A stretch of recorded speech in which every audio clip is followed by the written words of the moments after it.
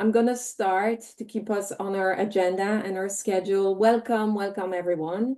My name is Patricia de Fechereux, and I am the HOPE Community Engagement Coordinator. HOPE, what is HOPE? Well, HOPE stands for HIV Obstruction by Programmed Epigenetics. It's a mouthful. Don't worry about all these complex scientific terms, but basically, it's an approach developed to develop a cure for HIV, aiming to silence the virus. But today is really not about diving. I mean, we can talk about it a little bit later on, but really we are here to honor World AIDS Day. And I think it is fair to say for everyone, at least on the community engagement thing, and I'm sure for all of you who have chosen to attend today, that it is World AIDS Day every day, either because we're living with the virus or because we've dedicated our lives to advocate for people who live with the virus or researching ways to alleviate the impacts of living with HIV and finding a cure or a vaccine or a prevention. I do not personally live with the virus. However, I have lost people that are really close to my heart, and I have people in my family and in my friends who are living with the virus on the daily. So I've been doing HIV research for almost 30 years, and I'm really excited to be here today with the amazing faces that you see here on the screen, because our community engagement vision is really towards a collective action. And it's not just words, it's really this strongly held belief that all of us engage in finding the cure for HIV, have skills, expertise, lived experience that will help all us working together, the scientists in the lab, the community advocates, people living with the virus, to finding the cure and hopefully also in the process change perception and stigma. And so I'm really, really proud today to be alongside the panelist and the moderator of today's specific event, which they will explain to you what the focus will be. Alecia, my French is coming in, Tramel-McIntyre, and Maurice Singletary joining us. And they will introduce themselves. They will take us on this journey, intro us to our panelists. And I hope that you will learn, you will share. Like I said, the chat will be open. We'll be asking you some questions in the chat, and that today will be a lovely event for us all. So with this, Ashley, welcome everyone, and much love to everybody. Welcome, welcome, welcome. And thank you, Patricia, for that warm welcome. Hope everybody felt welcome with that. We have a poll going out. Polls going out.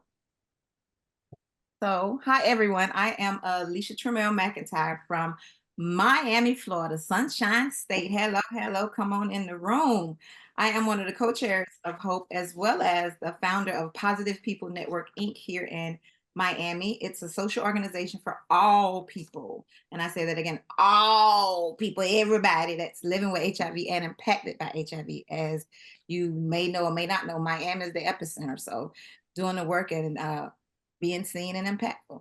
And my co-host, I am Maurice Singletary, everyone.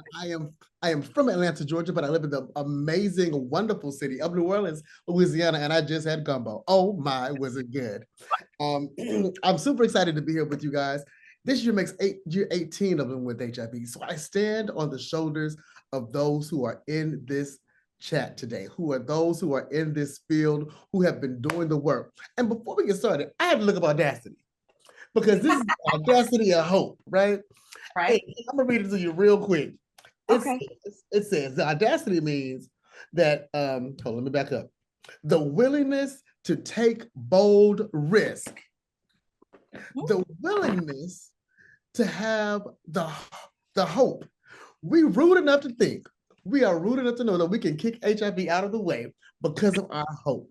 Now, I'm a church kid, and faith is evidence of things not seen. Listen, we could go into that, right? And so this is where we are today. We have Audacity of HOPE. and we know that the cure is coming, but right now we are the cure.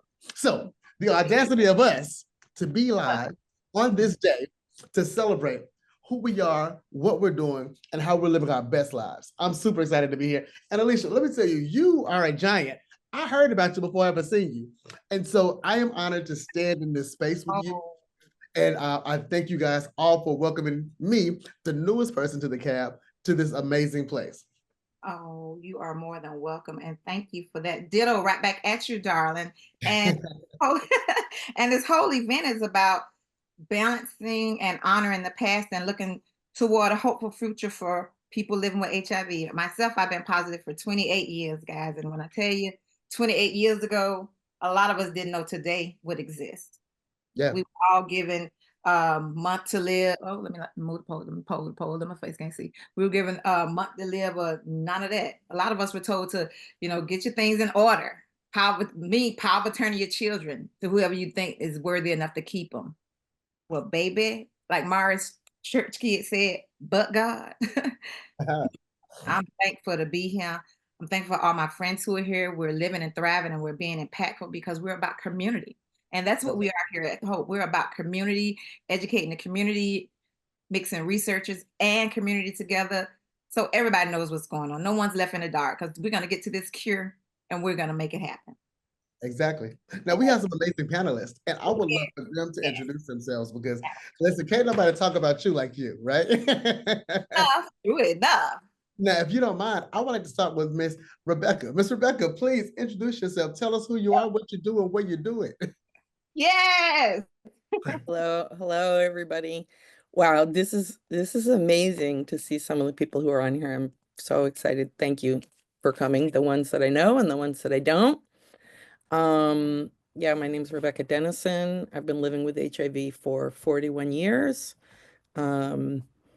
My husband and partner of the last 40 years, who's HIV negative, is also on here, Daniel Johnston.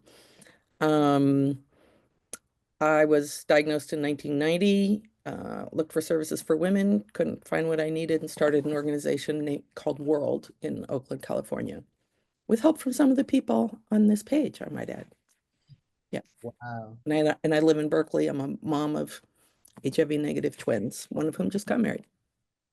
Congratulations to you and your family on that amazing feat. All right, so next we have Paul. Paul, who are you? Where are you? What you doing, man? Tell us about it. Yeah. Wow, so many familiar faces. Good to see, and new faces. My name is Paul.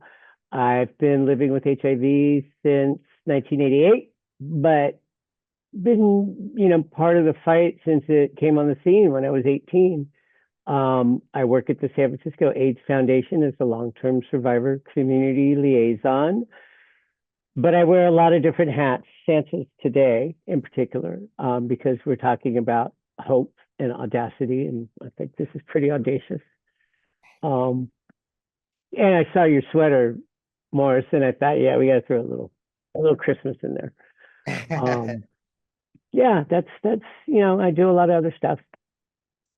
Thank you so much, Paul. We're glad to have you. And we're gonna end it with the great one and only Tom. Tell us who you are, what you do, Thomas. Listen, a lot of us already know you, but refresh our memories, please. Yes. Thanks, Morris. My name's Tom Villa.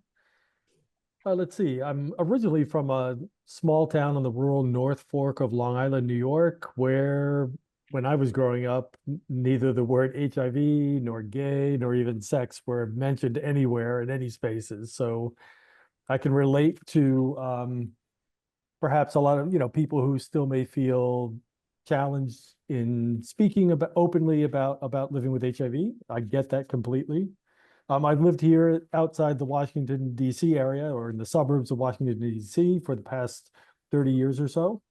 I've been living with HIV for about 25 years and started antiretroviral therapy in 2000, or I'm sorry, in 2005, so 5 years afterwards. That was the process at the time, was to wait until your viral load came down to a certain level before starting medication. I'm undetectable and live a healthy life. I'll also mention that I raised 4 adopted children. They're now grown and building families of their own. So kudos to other parents out there. And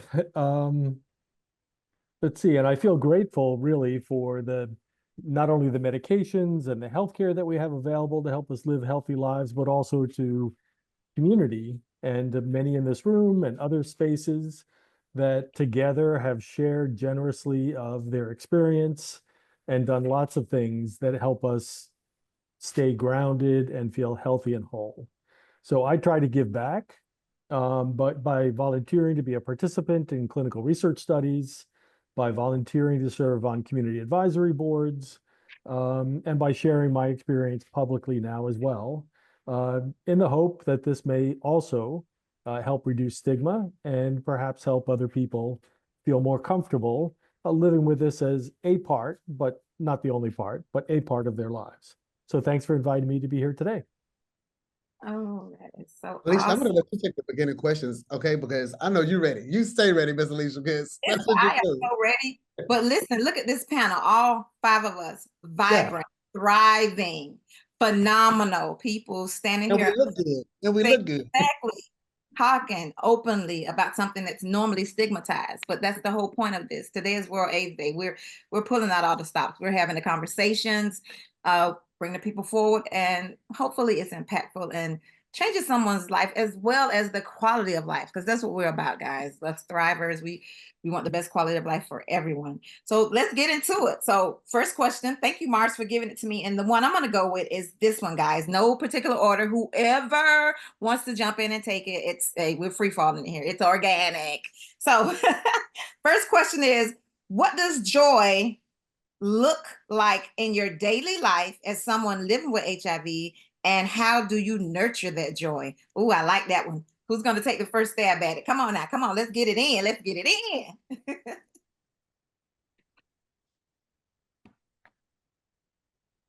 Don't all come off mute at once. In our daily lives, well, for me, it's the work that I do, that joy, the connection. As a long-term survivor community liaison, my job is to, well, liaise. That means connect people, bring people together. You know, every week we have our coffee social, and the joy I get of just watching these long-term survivors. And some of them are living with the virus, and some long-term survivors aren't living with the virus, but they come together and they connect, and it's a joy to watch, to see how they interact with each other. They look forward to this interaction every week. They support each other. I mean, it's a support group, but you don't call it a support group. It's a coffee social. And it's all about just being in the presence of each other and just sharing each other's company. And I love that every week I get to do that and be a part of that. Oh, wow, Paul, that sounds so phenomenal. Support, it's a real place. Without it, people live in isolation and fear and feel no one would want them or love them or all of that stuff. But support to me is one way of having a better quality of life. We have a support group, and when I tell you, the people come in quiet and silent, but by the time it's over with, baby, they're the loudest ones in the room because they are so happy to be in a space, to be loved and welcome, and have someone that understands what they are going through. So thank you for sharing that, Paul. I know you get a kick out of that every week, because every week is different. It is so different. So on you, Mars, you got the next question, baby. Or did anybody answer this one? I want to back up a little bit, right? Because an important part of what you said was, how do we nurture the joy that we have, right? And that's important because all the time we can't be happy, right? And that's just us being people, not anything else. We got work, we have husbands and wives, girlfriends, boyfriends, side pieces, we have children, we have church, we have all the things that matter. And so when there may be a day, and I like to call it my regular day, when I'm stuck in traffic and I'm mad, right? Which is what I asked for. I wanted to be regular. I wanted to go from 23 pills and not working to this. How do you nurture that? And I want to ask the two ladies of this, how do you nurture? Because women, the world is built on women. Like, listen, y'all cook, y'all clean, y'all do all the things, and then you're phenomenal. So, Rebecca, how do you nurture your joy? And Alecia, I'm coming to you next, Mama.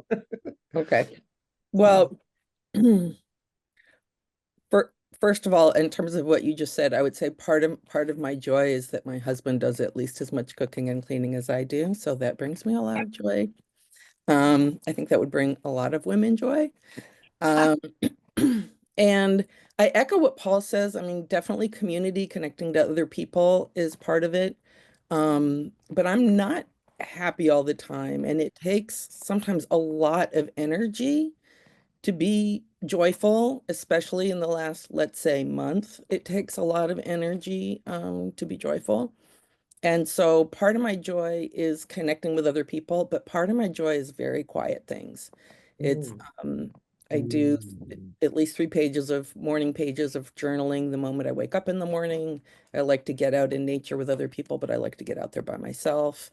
So for me, joy, it's the community, festive, happy, hugs all around stuff, but it is also sometimes really quiet, time to reflect, time to be grateful for what I have instead of thinking about what I don't have. Things like that. Thank you so much for your answer. I really appreciate your answer. Now, Alecia, same to you. How do you nurture your joy? We see you smile every time we see you, right? But there must be times when your cheeks hurt and you don't smile all the time, right? Tell us, how do you nurture? Don't have to tell us about those moments, but how do you nurture the joy and get back to that smile that we know, love, and see and trust? Oh, when I tell you, it's you see me smiling, and I'm smiling on pictures because that's the time for that. But my life is not pictures. I have a life outside of pictures, and life be lifing, baby. Every day, bills, kids, grandkids, organization, just everything. But you know what gives me the smile?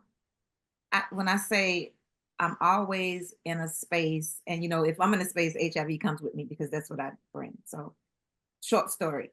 When I went to get my makeup for my award that I got Saturday night, oddest of places. I always like to tell anyone who's touching me or who's around me my situation. I'm HIV positive, I do this, that, and the other. And you never know who you're impacting. So I was in a space and I was given the nuggets of their mother. Their mother was diagnosed with HIV and didn't disclose to the children. And the children found out, I want to say in January, and mom died in February.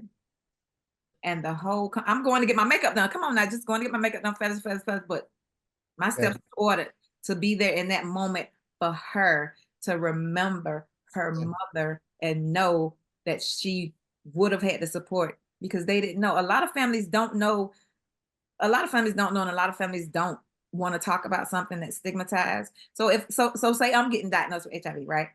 How can I tell my children? I ain't came to grips with it myself.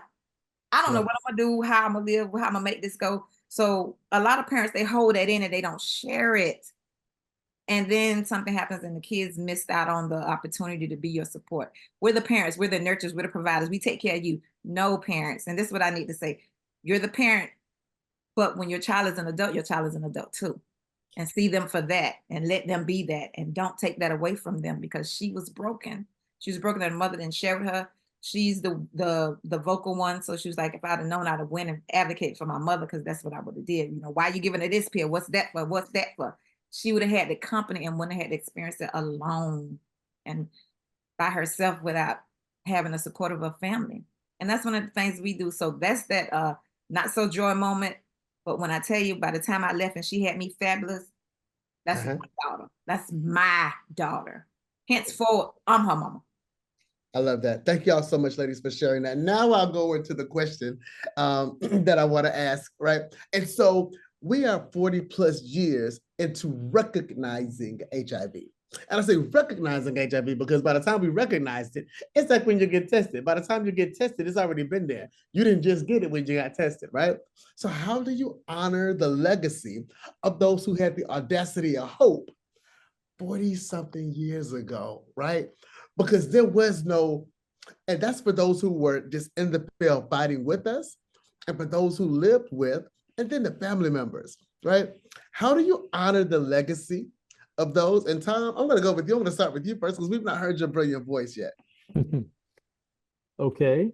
Well, I'll say that I lived through those early days of the epidemic in the 1980s. I wasn't living with it myself at that point, but I lived through those days and knew and know many people on all sides of the epidemic, if you will.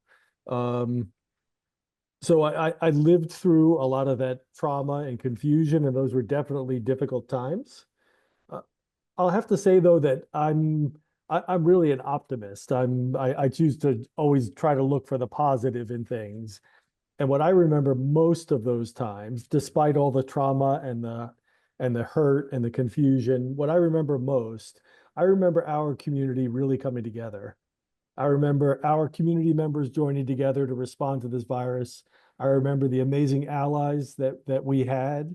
I remember scientists dedicating themselves to figuring out what was causing this illness and how to prevent it, how to treat it, and today, how to cure it. I remember courageous elected officials standing up for us and working with us to formulate effective public health responses. And things weren't perfect. They never are. I get that. But I've always been impressed at how our community came together. And I think a lot of that really great work continues today. And you see some of that here in this space. So I think that's a really beautiful thing.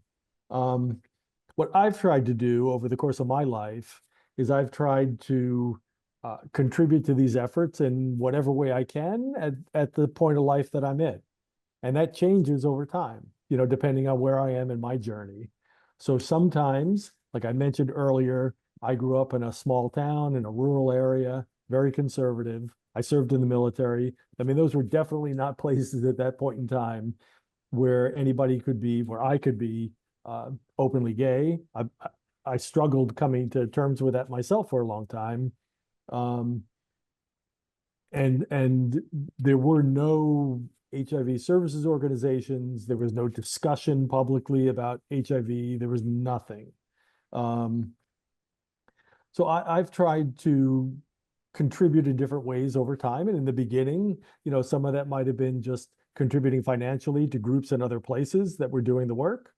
Over time, I've been able to contribute more directly by volunteering to serve on community advisory boards, like for the HOPE Martin Delaney Collaboratory, by serving on the local Ryan White Planning Council in the state where I work and now live in Virginia.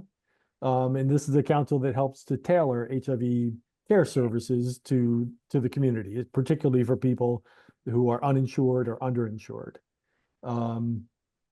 I have volunteered for various organizations. And so those are different ways that I try to give back and to contribute to this effort.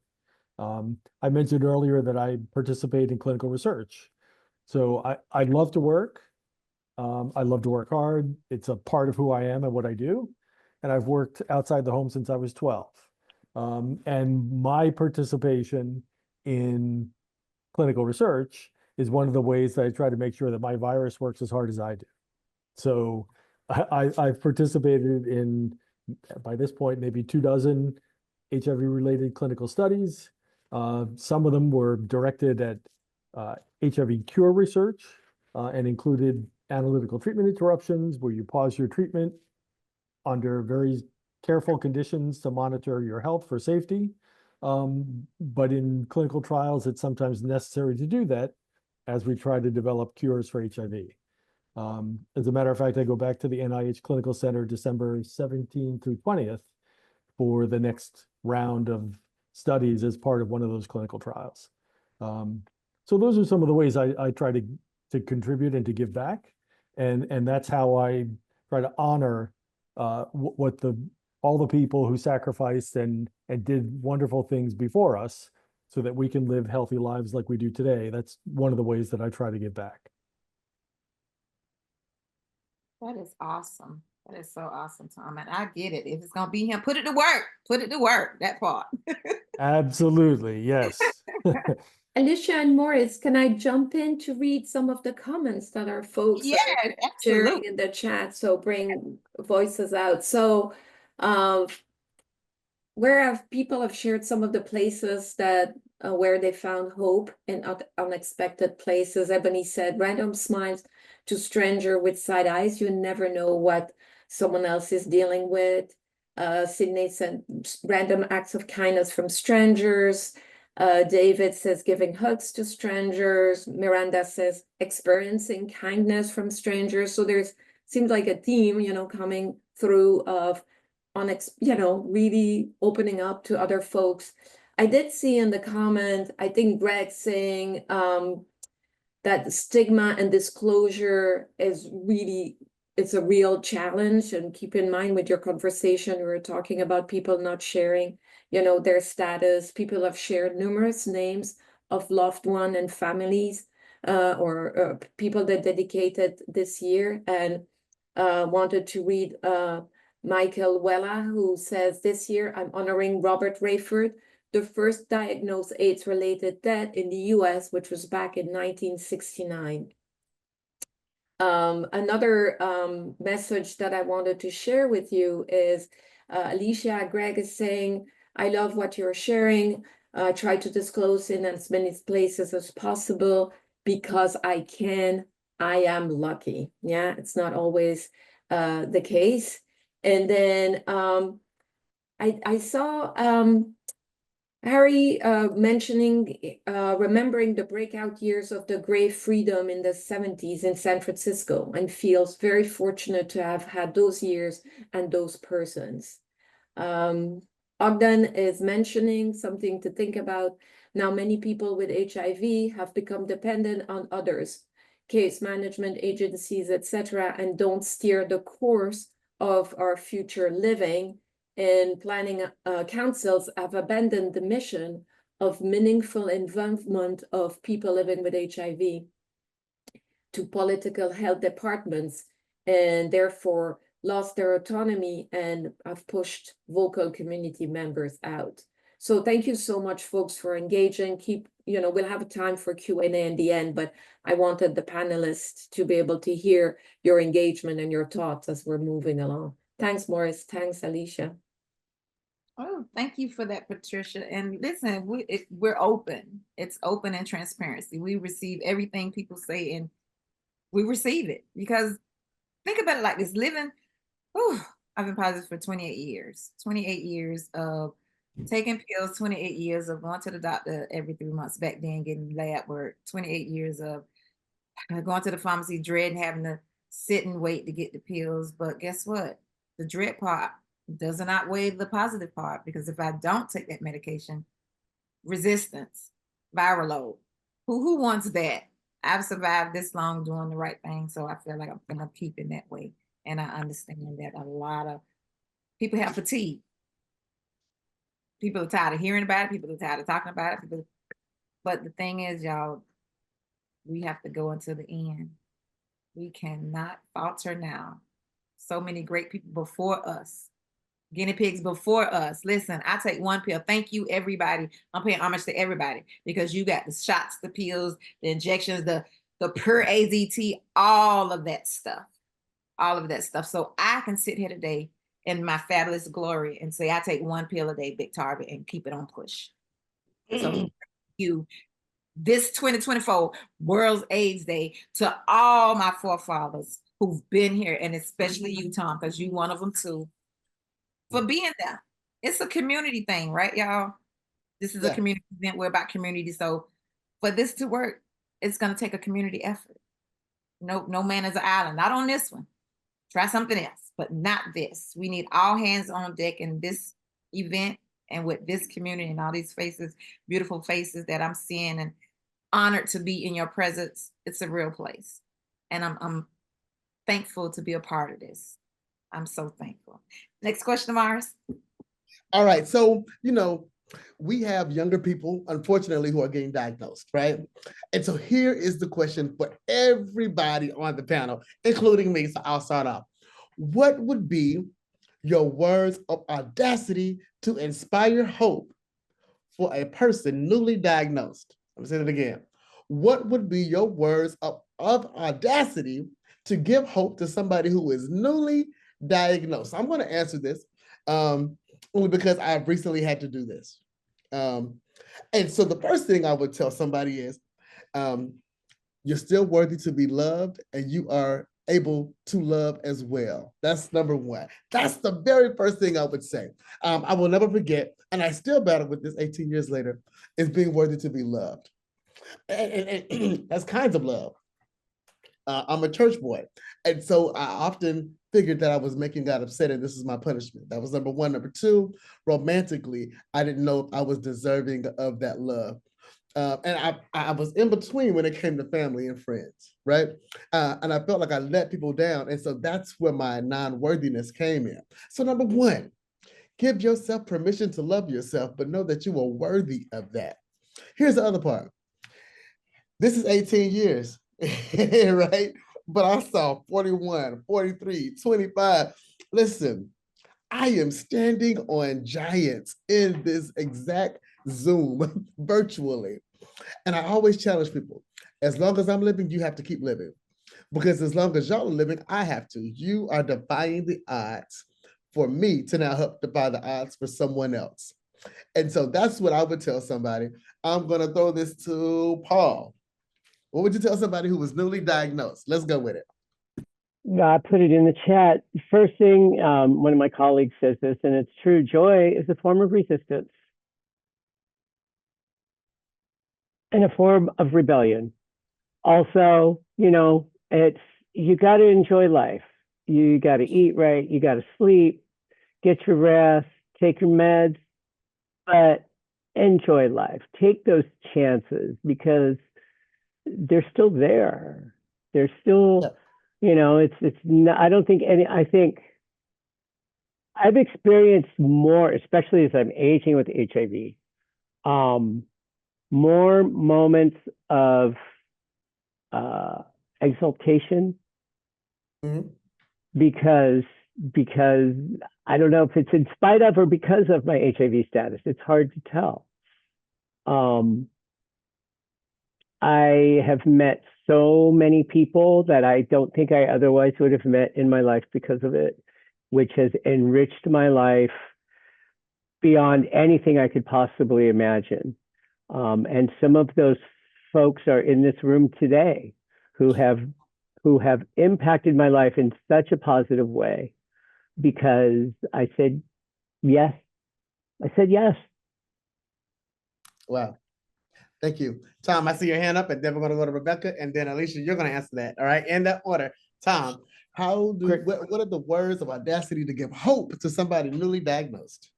Yeah, I'd say three kind of simple things. They may not all be easy, but three simple things. So first, I would say get connected and stay connected. That's really important. Connection to other people, like in this community, super important. Number two, inform yourself about how to live a healthy life with HIV. Also very important. And there's lots of information out there. We'll leave some resources in the chat, but really important to know how to do it and then to stick to the plan. And then the third, sort of tying into what you started with, Morris, plan to live a long and healthy life. You're worthy of it. We're worthy of it. So plan to live a long and healthy life and fulfilling life and live every day in a way that will help you to do that. So those would be my three takeaways, if you will. Thank you so much, Thomas. Rebecca, give me what you got. Well, I would agree with everything that everybody else has said. Depending how recent it is, I would actually not depending how recent it is, because I still tell myself this, breathe. Like, it's amazing to me how important it is to breathe and how grounding it can be when I'm getting scared to just take a minute to breathe. Ebony even had us do that right before this program started, which I really appreciated. The serenity prayers for all of us, not just people in recovery. There's a lot of things we can't control, so we have to sort of figure out what's within my control and work with that. Personally, when I feel like I'm drowning, one of my mantras is keep swimming towards the light. It's sort of, it's my way of not denying that I feel overwhelmed or underwater, but that I'm going to keep my focus forward and on something positive. So keep swimming towards the light. And then, you know, one of the things with stigma is really hateful things are said about us, but most people I know, the most hateful things they hear, they say to themselves. And so my advice for any human, not even HIV specific, is try to speak to yourself the way you would speak to your best friend, the person that you love the most in the world, to speak to yourself with the same love and compassion and belief in their abilities that you would speak to your best friend. Because why do the haters' job for them? You know, when we speak horribly to ourselves, we're doing the haters' job for them. Don't do their job for them. Don't do their job for them. And my last thing would just be, you know, if you're grieving, grief is fine. If you're sad, sadness is fine. If despair knocks on your door, do not open it. Do not open it. Because that's what people want. They want, you know, the haters, I won't name them, but the haters, they just want you to crawl into a cave and give up and feel unworthy and not, you know, advocate for your rights and not advocate for anybody else's rights. And despair lets that happen. And so I guess for me, hope is like, you pick something small and you go after that thing. It's not like, oh, I hope the world is going to become kind. That's like too big, but it's like, pick one small thing that you can do, because momentum keeps you going. You have one small success, you build on it, you do the next thing. Even if it starts with, I'm going to organize my orphan socks. Awesome. Thank you so much, Rebecca. All right, Alecia, what would be your words of audacity to give somebody hope if they are just diagnosed? Oh. Hey, kiddo, you will be okay. You're not the first and you are not the last. Today is 2024. Don't get stuck in what you heard from 1989. You are beautiful, you are worthy, you are loved. Start with that. Get educated, learn things like everyone on this panel said, learn things to help you stay here longer. That's what I had to do. I was diagnosed and I had 2 little kids.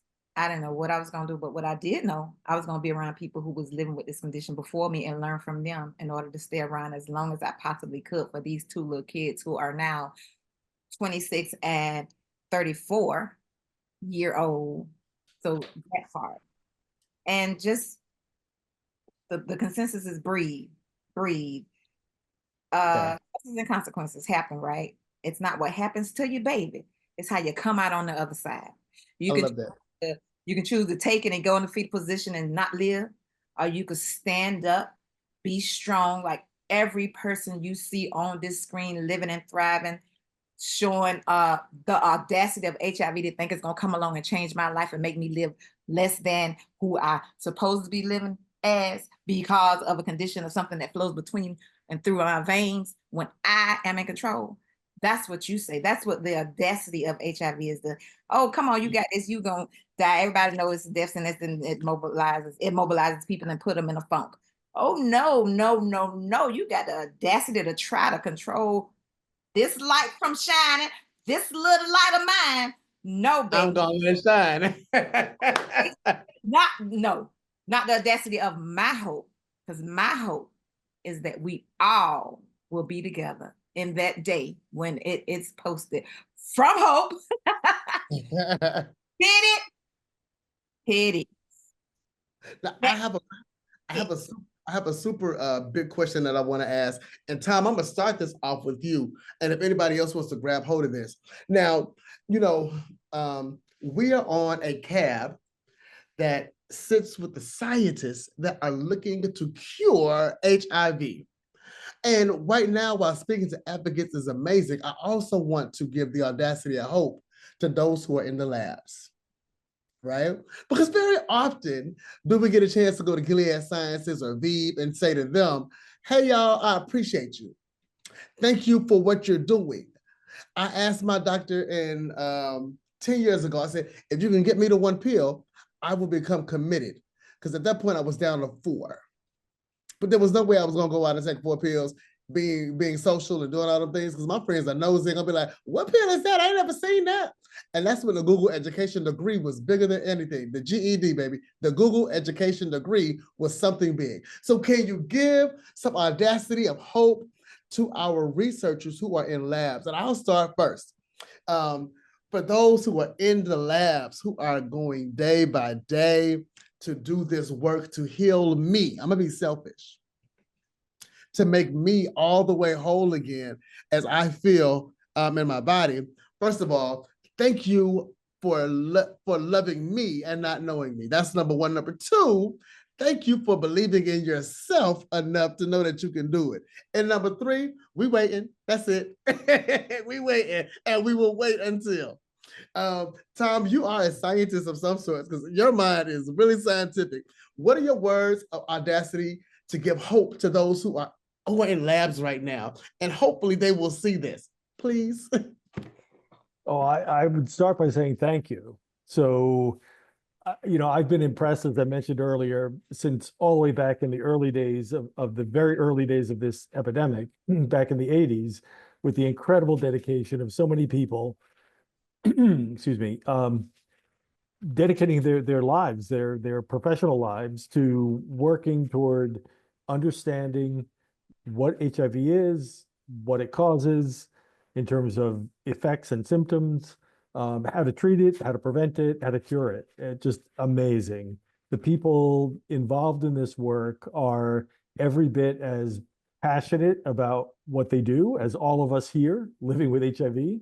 And I'd say thank you. And as I mentioned earlier, one of the ways I try to show that is by participating in research myself. And yes, I take that seriously. So if I'm going to participate in something, I want to do it well, and I want to try to contribute what I can as a team member. So I'm not a scientist. I think I'll consider myself a community scientist. I'm not trained formally as a scientist, but I've worked in and around science on the business side of science for a long time. And I think that there are really valuable things that we as people living with HIV can contribute to help scientists as they do their work.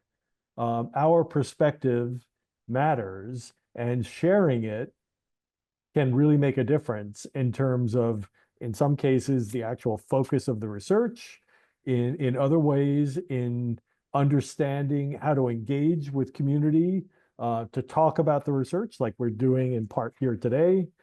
In other cases, talking with community or engaging community to participate in research, because without participants, clinical trials don't go anywhere. So there are lots of ways that we can help. And I would say thank you so much to the scientists who are doing this work. Thank you for including us at the table. And please continue to do that, because it's really important that we work together as a team. Anybody else who wants to jump on that? Go ahead, Rebecca. Yeah, I want to jump on that. I completely agree with the scientists. I mean, with the honoring of the scientists, I really appreciate it. And I also want to honor the medical professionals, because I see at least 2 nurses who were in the first AIDS clinic in the country are here on this call. And my doctor, who's now retired, one of my doctors, is on this call. And I just want to take a moment to honor them, because many of us in this epidemic have PTSD, including me. And when I think about where does that come from, a lot of that is not so much what I actually experienced myself in my body. It's what I bore witness to. It's the suffering that I saw that I could not fix, that I wanted to make whole.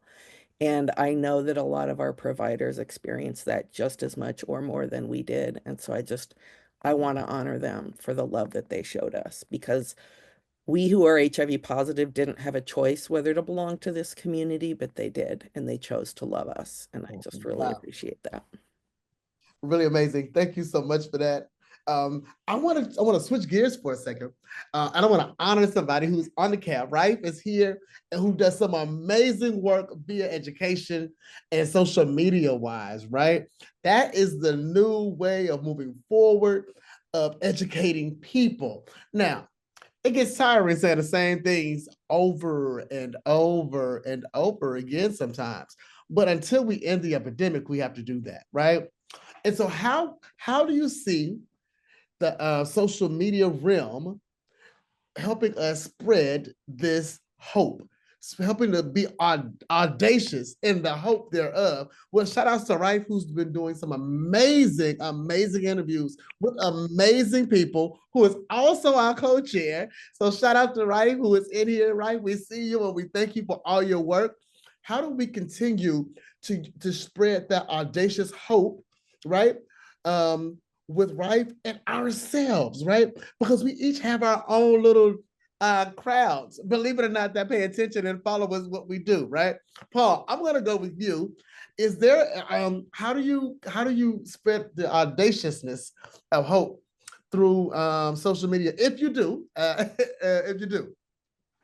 Well, I got to tell you, it's funny that you bring up Rife, because he's with Plus Media, who happened to do a documentary on my home, Marty's Place, which is the only self-governing low-income housing corporation for people with HIV and AIDS in the United States. And it's an Emmy-nominated documentary, mind you.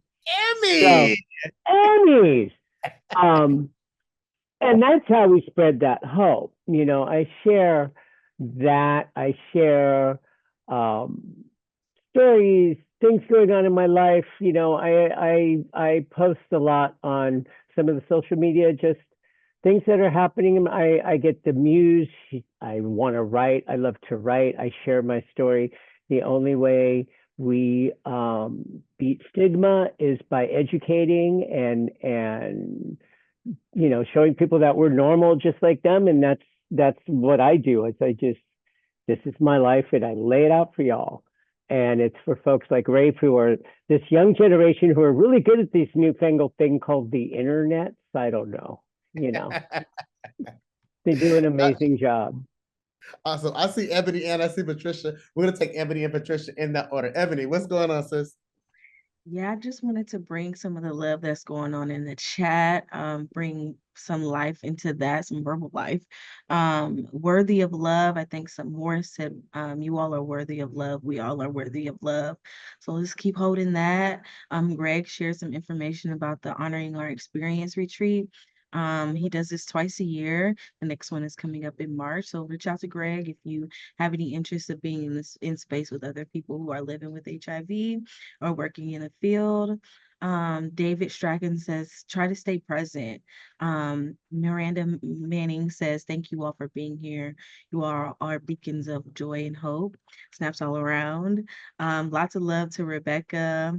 Ogden's still sharing some things that is really, you know, some realities of different things that we are facing here in the US. So thanks for bringing light to that. And then I think it was Alecia. She said, this little light of mine, like that lit me up. So thank you so much for sharing that, Alecia. And then lots of love to the scientists who are actively working on it. We're like so much.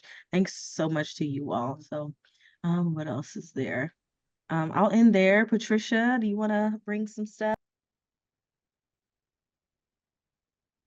Yes, I wanted to read Fran's response. Let me find it now. So Francisco works in the lab, and this is his comment in the chat. Thank you all. It is our pleasure and honor to work every day for you. You help us wake up every day with the strength to keep working hard in HIV cure. Thank you all for sharing your audacity and love. And I want to resonate to what Rebecca, you said, a lot of love coming to you on the chat to Rebecca for all that you and your partner have done. But I really resonated about you recognizing the choice being made to go into this career at a time where there was so much stigma and people were, and I decided to follow this path. And thank you for seeing me in that journey that I took, which was filled with PTSD as well. So thank you so much. Awesome. Now, I do have questions for those who have family members, partners. I'm a single man with no kids, so this question ain't for me, okay? But I do have a family, and they do matter. And I think about my family, so I'll probably answer this last. How does the audacity of hope reach to your family? How does the audacity, and I think I'll start off. So when I was diagnosed, I was taking 23 pills, and this is in 2006. I waited very late to go get tested. I didn't have to be there, but as African-American men do in the community, we don't go see the doctor. And I, not only did I not go to see the doctor, but I was having unprotected sex and all the things that was going wrong could go wrong. So by the time I was diagnosed, I had an AIDS diagnosis. And they told me they were giving me medicines to comfort me, not keep me alive, right? And so it was very hard for us just to get from one day to the next. Like at first I was going to the doctor once a week, and then it increased to 3 times a week having to go to the doctor. And then it was like, you know what, we need to put you in a hospital. It was a while before HOPE was even something that my family could look forward to, because they said to my mom within 90 days that I would be gone. In fact, no, every November, while people celebrate Thanksgiving, I celebrate life, because that was the time they said that my mom was supposed to put me in a hospice, right? And so HOPE came with my family when I went back to work, when I was able to go back to work, and I traveled for work. And they were a little bit scared because, you know, I ain't never been committed to nothing except watching Young and the Restless. And so committed to taking pills was a whole thing for me. And it took me 10 years to get it right.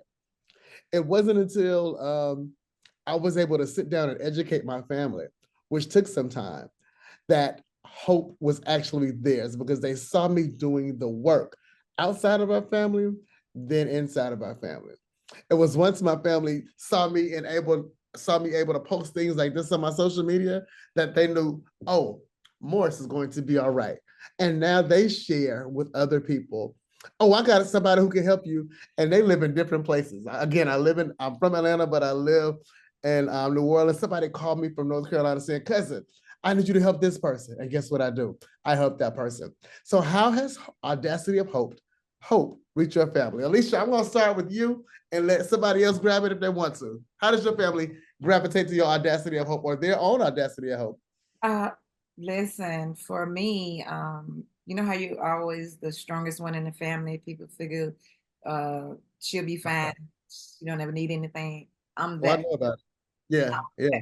So when this happened, ironically for me, everyone knew that I would be okay. Because I'm so strong, personified, Xfinity, no one treated me any different or gave me any sympathy, which is kind of sad. I mean, seriously, I didn't get any sympathy, but I didn't want any, because if anybody was going to make this right and figure it out, it would have been me. But I'm married. My husband's positive, and that's just love. We both understand each other. We're in the same boat. We support and help each other. So my kids, the thing is, my kids were smaller when I was diagnosed, and I've been an advocate since 2000. So the kids were younger then, and every time I would go out and speak, they would be there with me, up until the point when I was going to my grandson was 7. His mom started when she was 7. So look at that. Talk about pain. Wow. And we're open book. I know you follow me, Marsha. You know that anytime anything happens to me, I share it. Domestic violence, my gastric sleeve, awards. I don't always share everything good. I share the bad stuff too, because life don't be good every day. My transparency is, I may not be to right following, but I have people who reach out and say thank you, and they call me for their family members too. And the one thing I'm gonna say before I pass it is this: if you feel that your family member could be doing better, what are you doing to help them? Don't reach out to us and say, hey, you need to talk to them. What are you doing yourself? Because that's your family member first before I get to them. And here's the thing. Sometimes people want to be depressed. People don't always want to be happy. People want to go through the go-throughs. The diagnosis is all those feelings, hurt, shame, embarrassment, fear, isolation, all of that. Sometimes you have to go through that to get to the other side, to know you don't want to be there anymore. Okay, I was here for a couple of days, time to move on. I can't stay here because I get stuck here.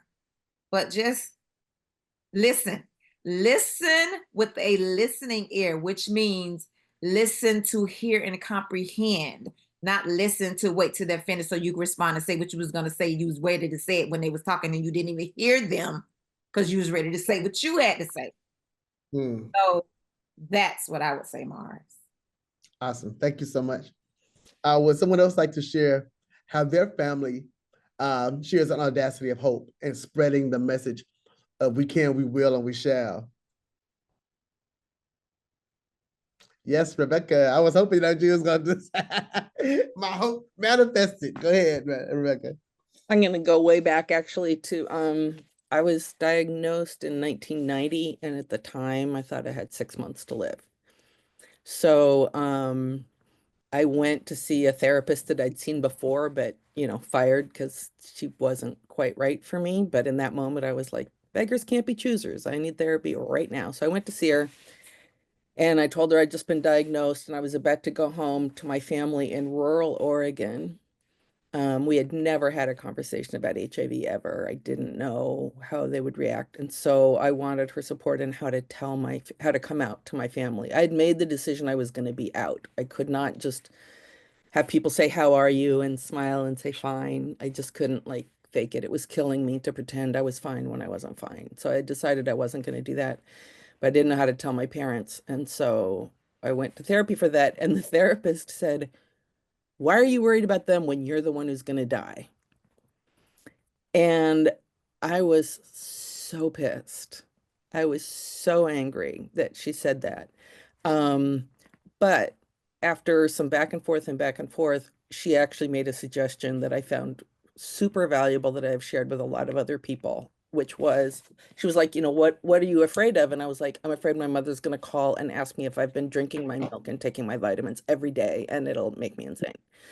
So she said, what if you had an agreement with your family that you will tell them the truth when things are happening? You will just offer up, this is what is happening. And their part of the bargain is they can't worry about things that are not happening.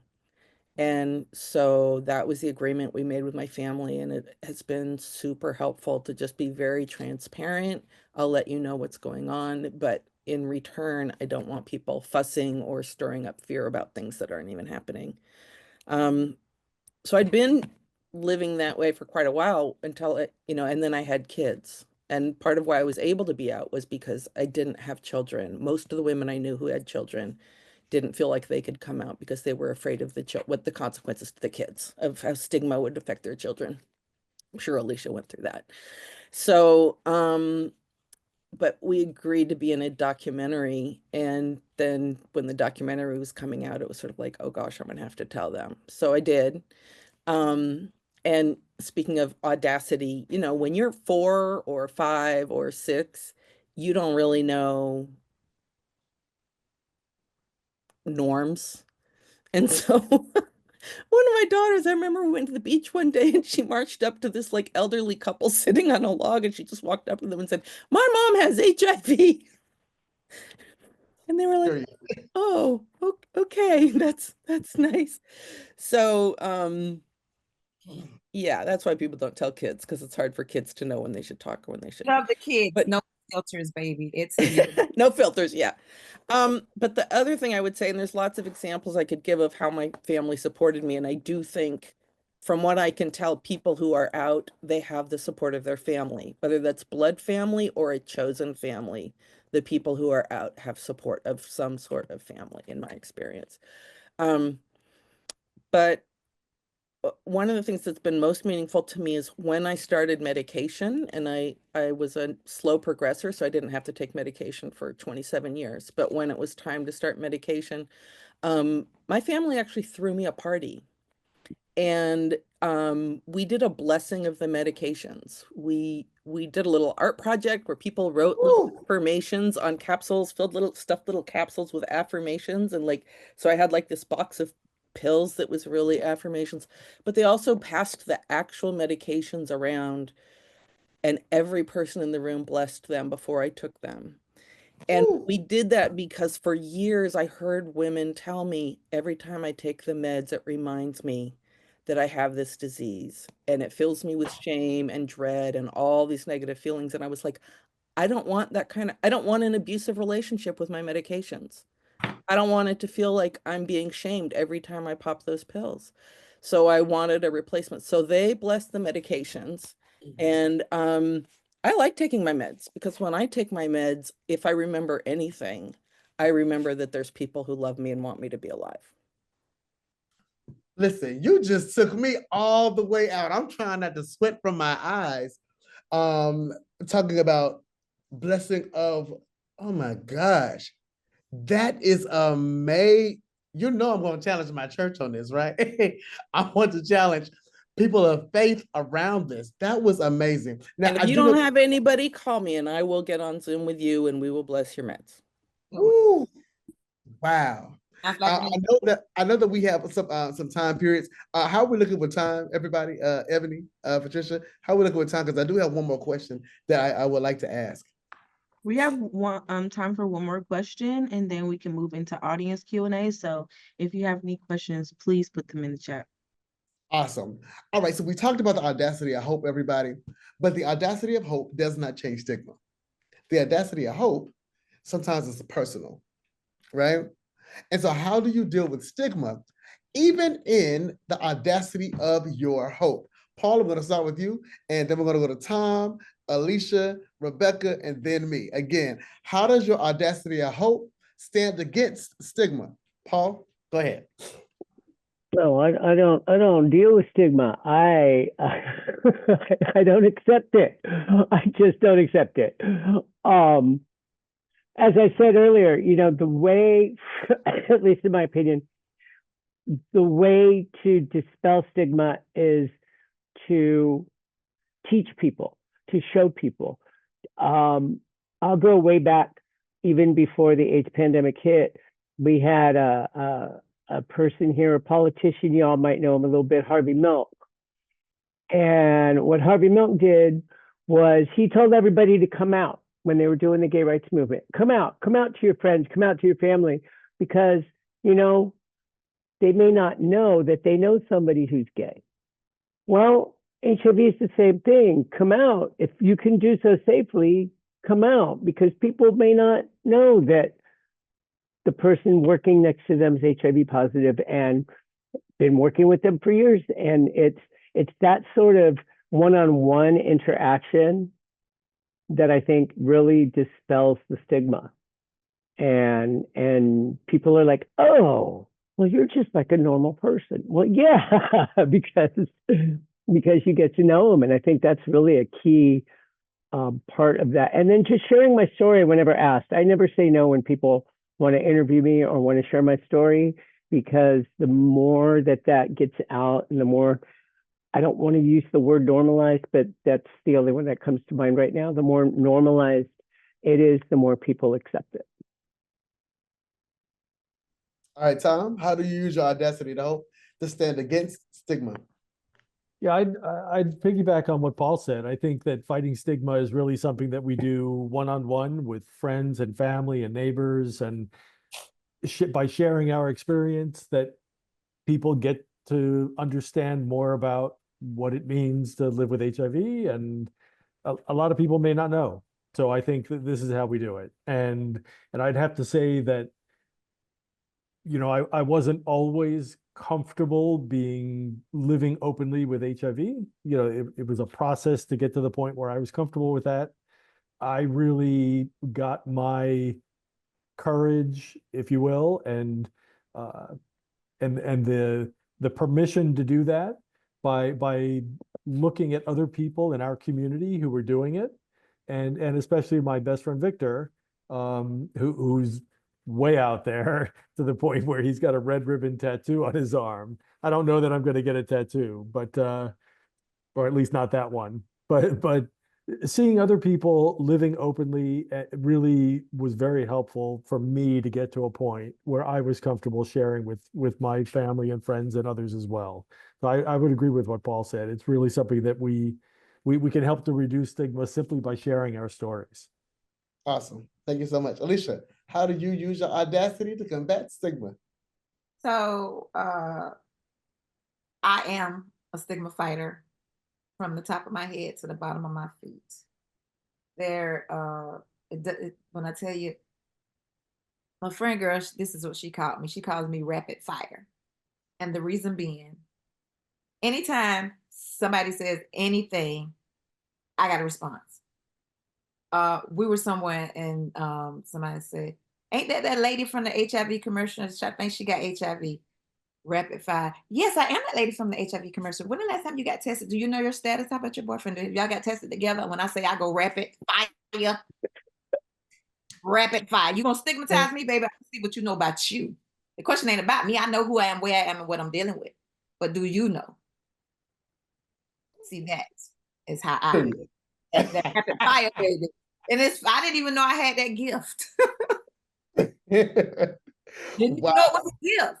But when you 28 years being positive and all the trainings, all the workshops, all the USCHAs, all the IASs and all of that, somehow along the way, it stuck.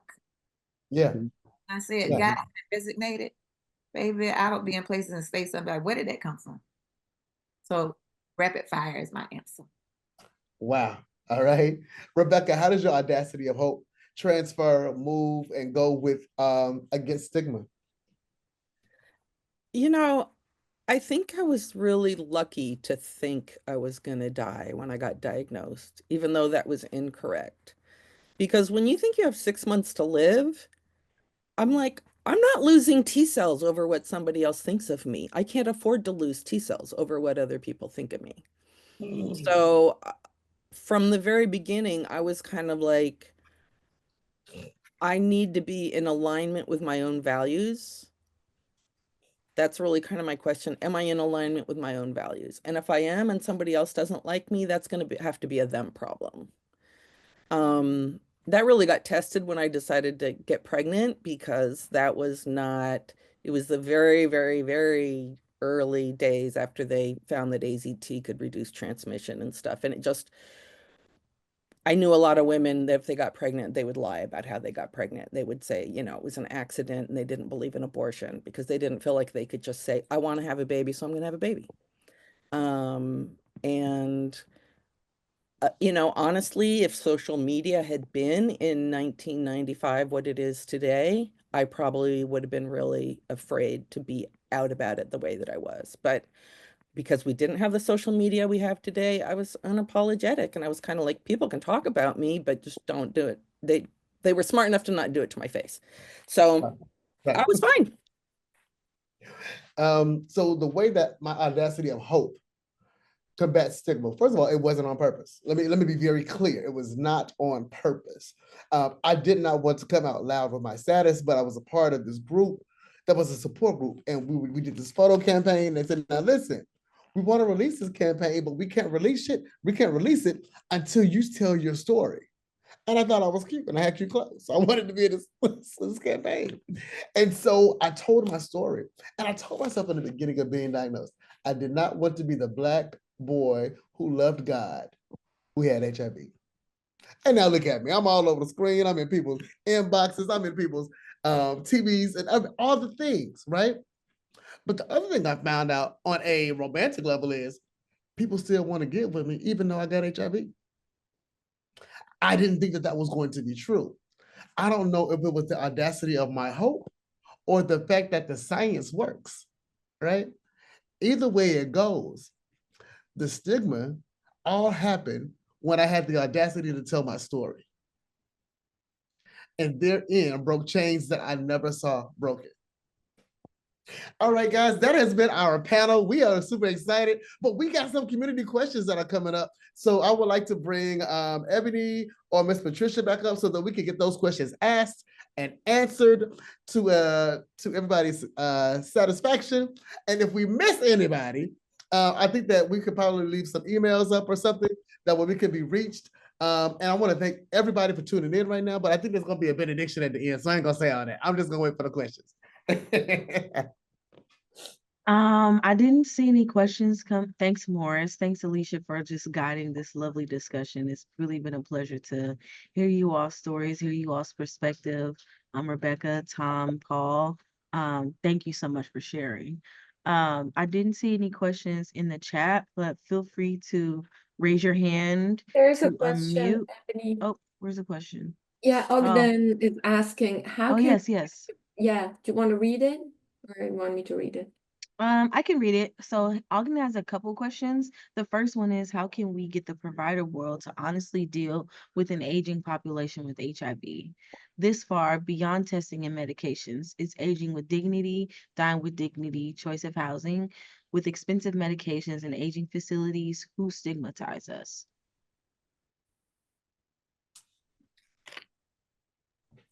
So Anybody, yeah. I do not have the, let me say this, I do not have the right now answer for that, right? Bringing it to light makes it something that we can address. One of the things that I'm ever learning is that all doctors have continuing education units. And I believe that that is something that maybe we could put in place for them to continue to get the educational units that we address stigma amongst HIV in our seasoned population. I think that that's something that we could bring to the forefront in many spaces that we belong to, from CABs to planning councils. And I saw earlier that someone said the planning council is not what it used to be. And so it's incumbent upon me, the vice chair of New Orleans, and who used to be the chairman of Atlanta, to bring those things to light. Because now that you've said it, I have to address it. And so I think once you put it in the atmosphere, it is for us who have the wherewithal to put that into action. So thank you for saying that. Tom has his hand up. Yeah, if I were to add, I think in part the challenge is sort of above the level of the individual physician or provider. So, you know, as we age with HIV, we may need other services in addition to the normal medications that we take and other things that we've done for many years. And since we're among the first generation of people who are aging with HIV, there's still a lot that's not yet in place to help take care of us as we grow older. I think the Ryan White Planning Councils are one place, you mentioned, Morris, that one place where we can help raise these issues and try to advocate for more coordinated care for persons who are aging with HIV. There are, I put in the chat earlier, there are several groups that are working to advocate for this. There's the Federal AIDS Policy Partnership has an aging work group. There's also the National HIV and Aging Advocacy Network, et cetera. There are others, and you can see them in the chat. So if you're interested in getting involved and working in that advocacy field, that's one way to possibly help do this. I think the other thing is that we need to continue to inform ourselves, keep learning about what services we may need, and try to bring those up in conversations with our providers, with our health plan, with others, so that people are talking about it, because nothing will happen unless people are asking for it. So again, it's not a miracle solution, but I think it's part of a solution. Maybe Ebony and Paul, you can comment to this, but wasn't Vince from the San Francisco AIDS Foundation was recently at the White House, right, for an event focused on, so have you had any feedback on you know, some of the policies or anything that came out of those meetings that were specifically around HIV and aging with HIV?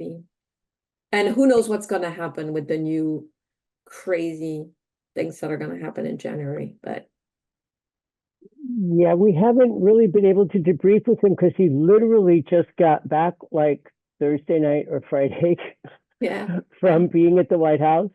But there are a lot of talks around exactly that. HIV and aging is, I can tell you that Ebony and I have been to 2 conferences this year. At least I've been to 2, at least here, you know, the United States Conference of HIV and AIDS, and then we had a local in the CARE collaboration, which was totally focused on HIV and aging, and it seems to be the new frontier. That's the only way I can describe that, is everybody is talking about how we can coordinate with aging services, area aging services around HIV. I saw on Ogden's question, he had talked about dying with dignity and aging with dignity at the San Francisco AIDS Foundation in our aging services. We have a colleague, their name is Jeb Chen, and they actually are a death doula. And so it's a whole different aspect of dying. We can all do the technical things like, you know, power of attorneys and advanced directives and all that, but the work that JAM does is more about like, who do you want to be around you? Leaving a legacy, they call it doing legacy work.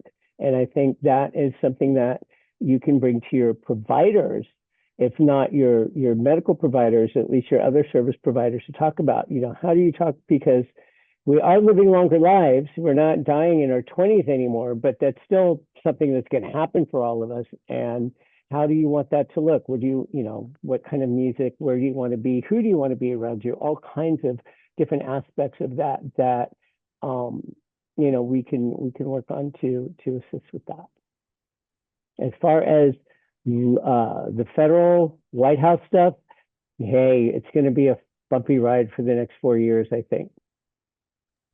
And to that end, Paul, I just make it plain for people. Like at the end of the day, in the next few years, more than half the people living with HIV are going to be 50 and older, and that's going to keep getting that age bracket is going to keep getting larger because people are living longer with HIV, and I'm really grateful for to have been welcomed in the Care and Collaboration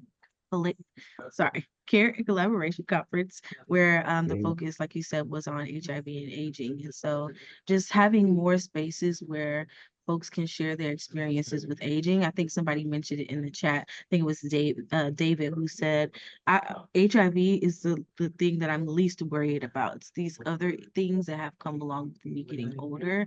That's what I'm most worried about. And so just how can we have better coordinated systems for people who are aging? And then I'm glad that you brought the work of JAM into this space. I think it's not a new concept, but it's new in what we're calling it, and taking care of people who are getting older, aging, and then are planning for their legacy. So it's new what they're calling it, but we've been there for people who are dying for ages, particularly for people living with HIV since the early 80s. And so just bringing light to that, anybody could be a death doula as long as you're holding space for a person who may be actively dying. So I'll say that, and I'll pass to Rebecca. Yeah, I think sorry, my dog is scratching at the door. When I was diagnosed, I think we felt so apart from the world. There was so much stigma and discrimination, not only for HIV, but for all the different demographics that people belong to that were stigmatized.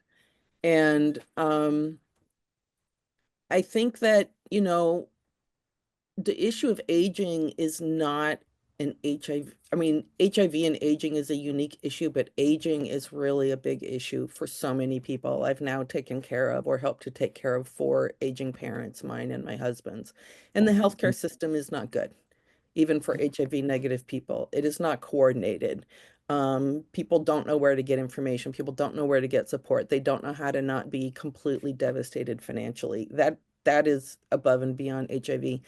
And now we have leaders in our country who want to take away the safety net, not just for us, but for everybody that's old and for everybody that's sick. And so I think we have an opportunity or we should be looking for opportunities to partner with broader communities of aging people. We need to remember that today's grandma in her 70s was like a cool, hip person in their 20s during the 60s. Today's grandmas have been around sex, drugs, rock and roll, and all that kind of stuff. Today's grandmas, the ones that I know, some of whom are on this call, they're not prudes, and they are welcoming and loving, and they care about us. And I think we have more allies in the community today than we might think that we do.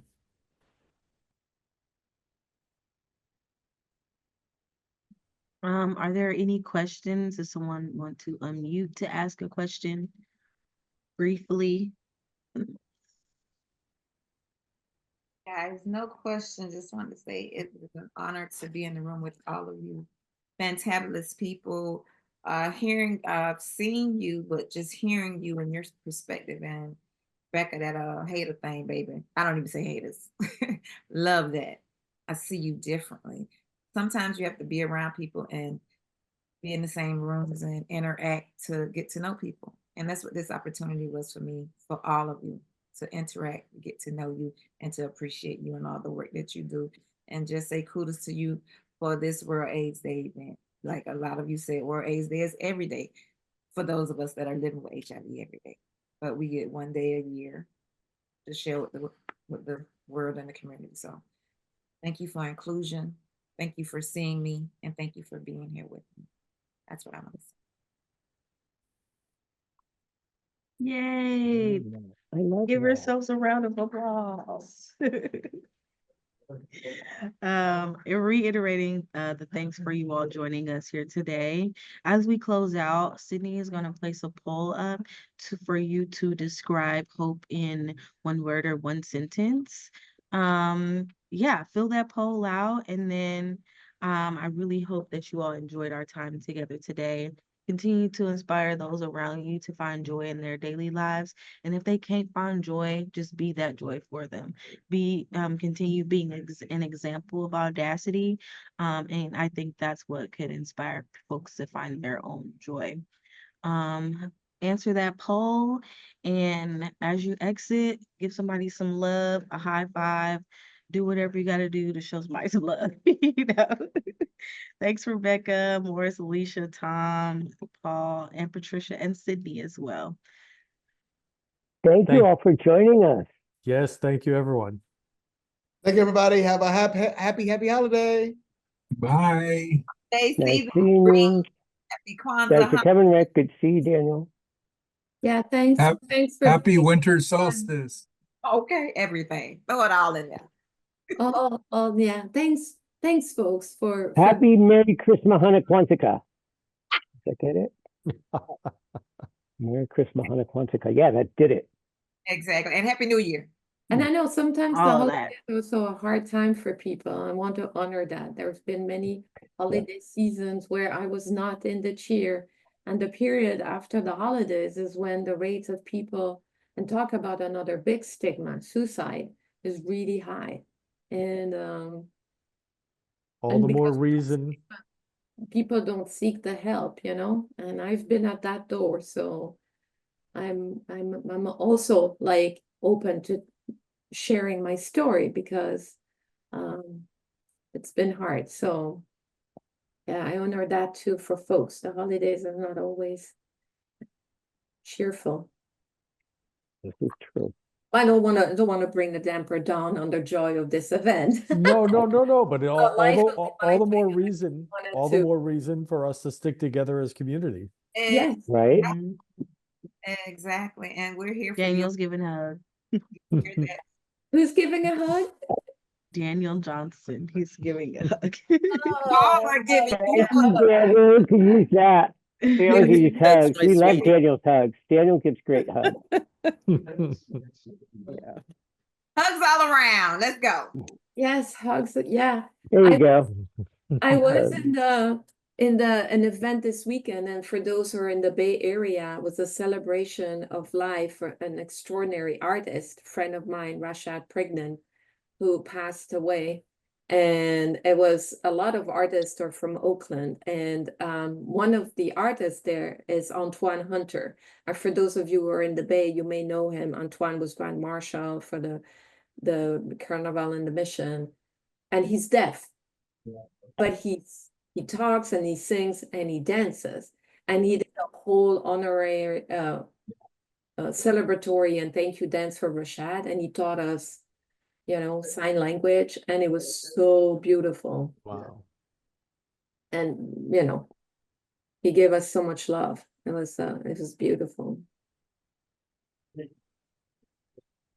Well, everyone, we thank you for not finding it robbery to spend your time with us on today at this time with all the Christmas shopping and family things that you could have been doing. We thank you for honoring us with your presence at our event and Go ahead, Paul.